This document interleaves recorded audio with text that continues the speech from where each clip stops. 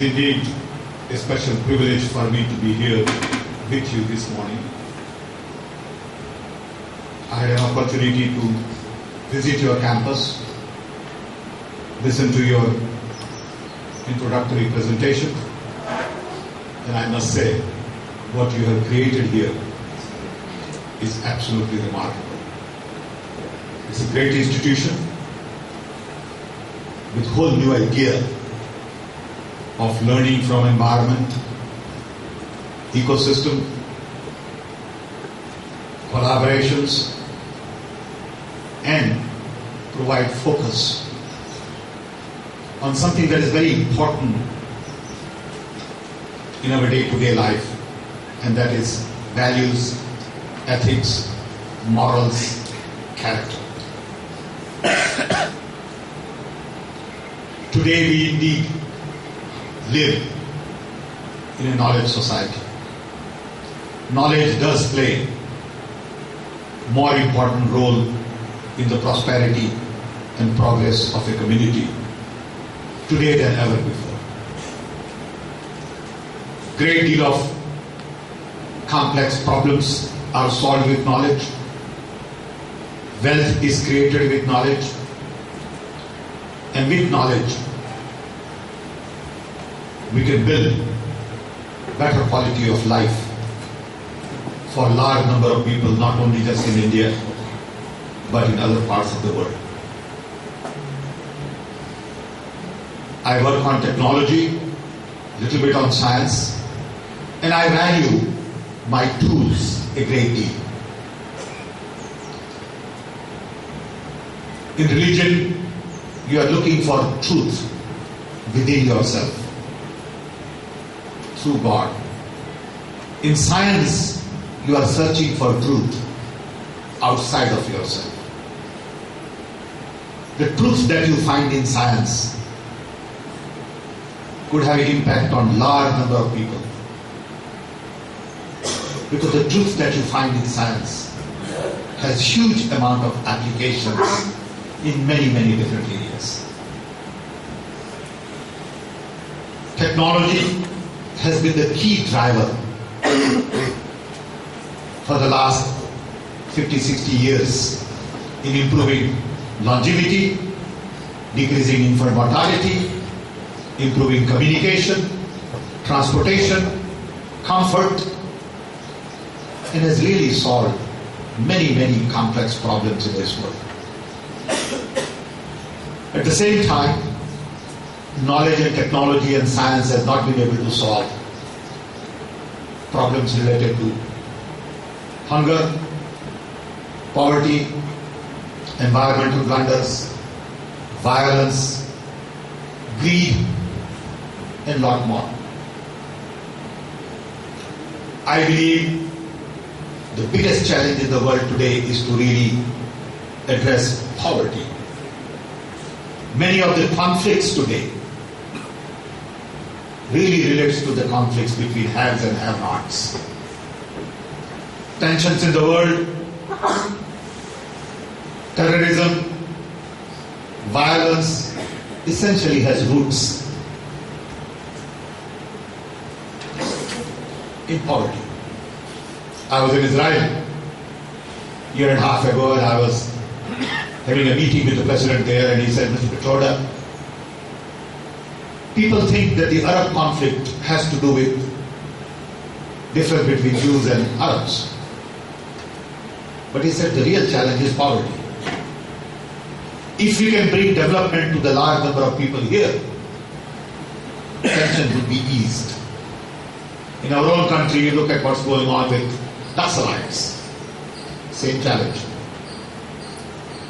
So how do we use knowledge in the next 20 years to really substantially reduce poverty is the biggest challenge for us in India.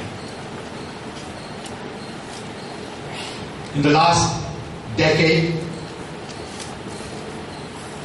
billion people have been lifted out of poverty in the world. 600 to 700 million of that billion came out of poverty in China. We have the biggest challenge now in India to lift 500 million or 400 million out of poverty in the next decade or two. And that can only come out of technology, knowledge, progress, growth, prosperity. But the growth has to be inclusive growth. And I must tell you, in the last decade we have made substantial dent in many, many areas. I tell people that we have done a great deal, but at the same time we don't feel good about ourselves. We've improved education. We have given focus on growth. We have grown at the rate of 8% for 8 years out of 10. And we have really concentrated on improving knowledge institutions and infrastructure through National Knowledge Commission. We spent 4 years preparing a blueprint for the country, starting from translation, libraries, portals, networks, broadband connectivity, languages, translations, school education, vocational education, higher education, distance learning, open courseware, teachers training, education in medicine, engineering, social science, law, innovations, entrepreneurship, patents, copyright, trademarks, applications in agriculture, health, small and medium-scale industries, traditional knowledge, and the use of knowledge in governance. A lot of these programs are being implemented by the government. Just to give you an idea, in 2004, only 10% of our children could go to college. In 2014, 20% of our children can go to college. Everywhere we have been able to expand the base, improve the quality, and really provide equity so that the poorest of the poor can indeed get the best education possible. Not that we have solved all the problems, because problems are very complex. It's a long journey, and every opportunity I have, I emphasize the fact that building a nation is very difficult than building one institution, one company, one college, or one hospital. Building a nation requires change in mindset. Sometimes you have to break away from tradition and move on with the new tools and new trends. Take, for example, web and internet. Today, web and internet offer a unique opportunity to transform education. Everything you do today should be on the web. You really don't need a lot of physical education because this model is obsolete. I really don't need teacher to create content and deliver content. I need teacher as a mentor, but none of our teachers are trained to be mentor. A lot of content is already created by best of the best in the world on the web. Learning models today require really three things. Motivation, very important. Time and content. It doesn't require duster, blackboard, chalk, teacher, classroom, textbook, exam, grade, certificate. That model just doesn't work because we can't scale that model. In a country where 550 million are young, below age of 25, there aren't enough teachers in this world to teach that many kids. Fortunately, technology comes to rescue. Everything you need to know is already there on the web. You got to take initiative.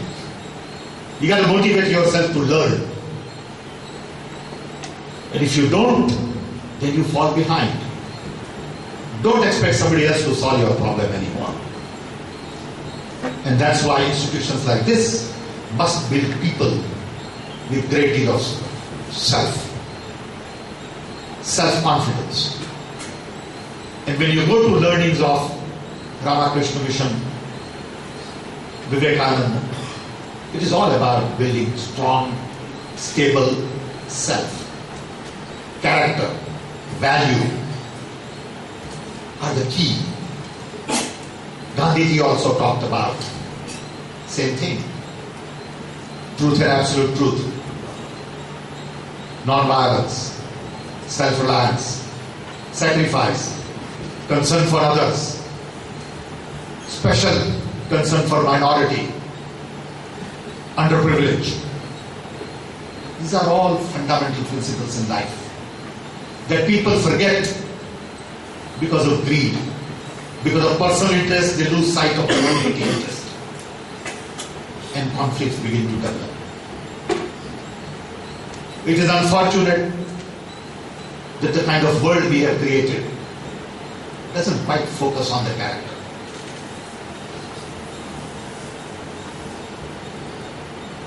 I live in Chicago, so as a result I know how much emphasis people there put on Vivekananda's trip to US. I visited the place where he taught. There is a Vedanta society in Chicago. It just moved, but earlier it was in the heart of the town. And the messages and learnings make global sense, not just the Indian values. These are human values. But how do you take all these learnings into the field and not leave it here? How do you take everything that you have learned and multiply? Going out in the field is the challenge. Because when I look at people at work, people in industry, people in government, well-off citizens, I find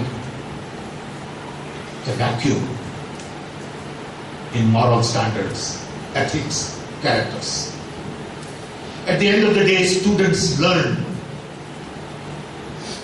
in their institutions few fundamentals: discipline, ability to analyze things, creativity, ethics, respect for other people's opinion, which is not very common around here. The tolerance to ethnicity, the tolerance to differences really allow us to resolve conflict differently.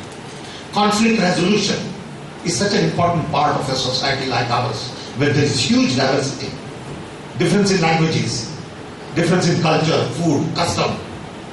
We must have tolerance to differences. It is okay for somebody to be so very different from us. We got to respect that.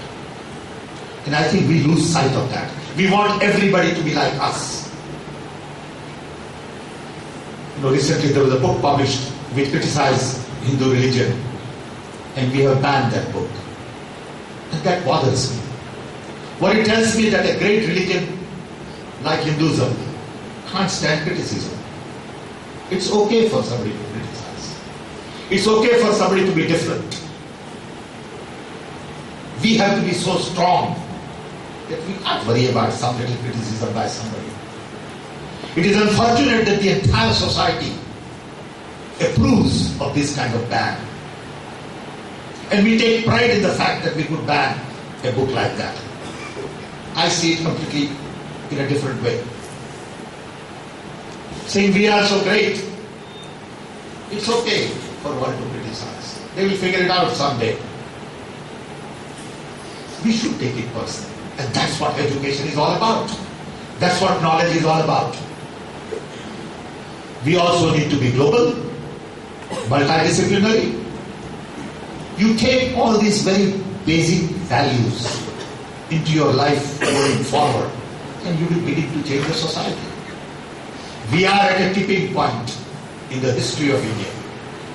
We are at a tipping point because technology gives us different set of tools to solve problems differently.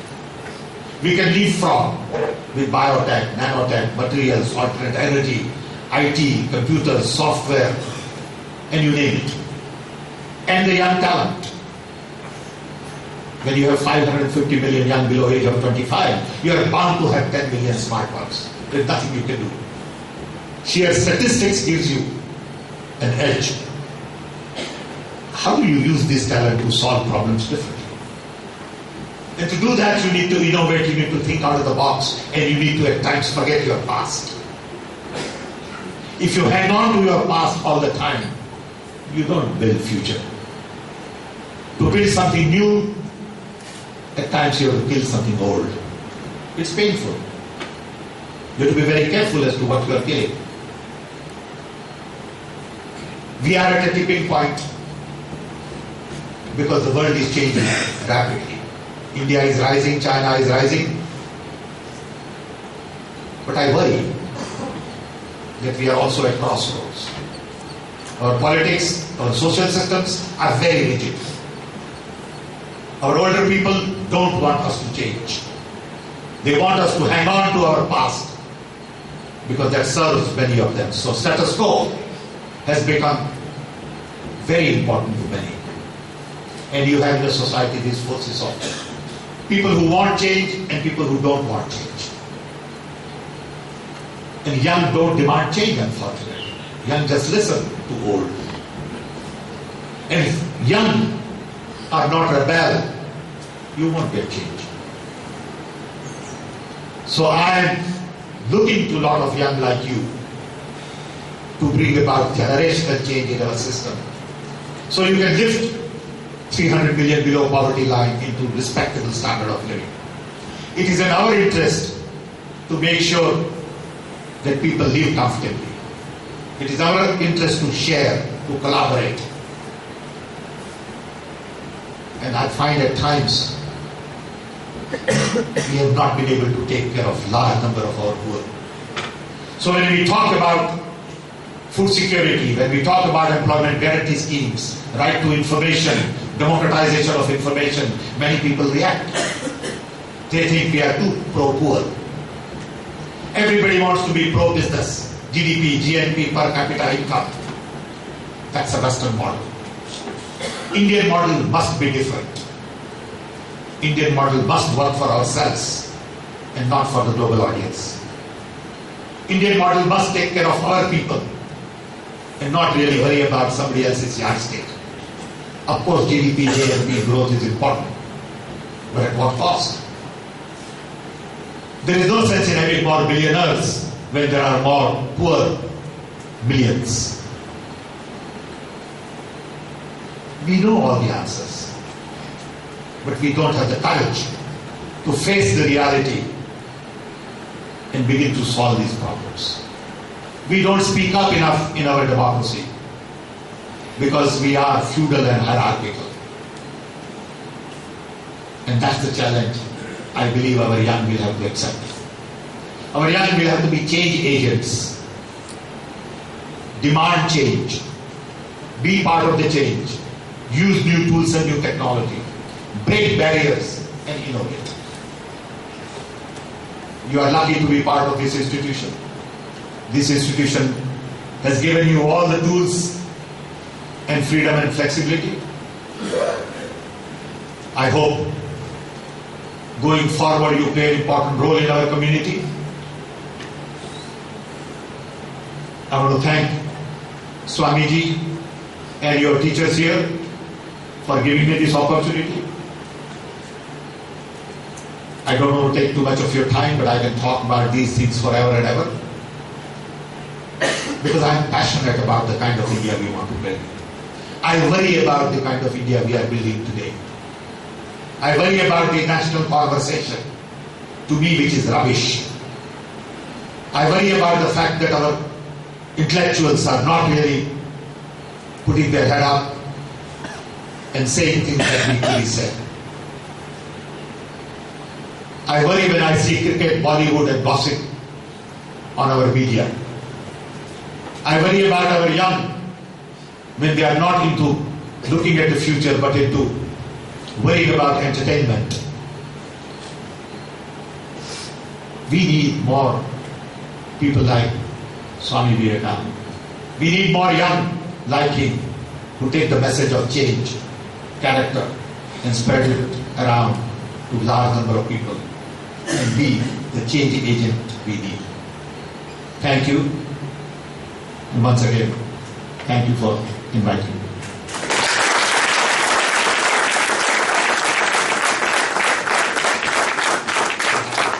I didn't want to talk about telecom and all that because students may not have interest in all that. I'll be happy to answer. One or two questions from the students. We have just 5 minutes time. Quickly, the students can ask one or two questions. Quick, fast. Loud, you can come forward a little. Or just speak loud. Go ahead. Quick.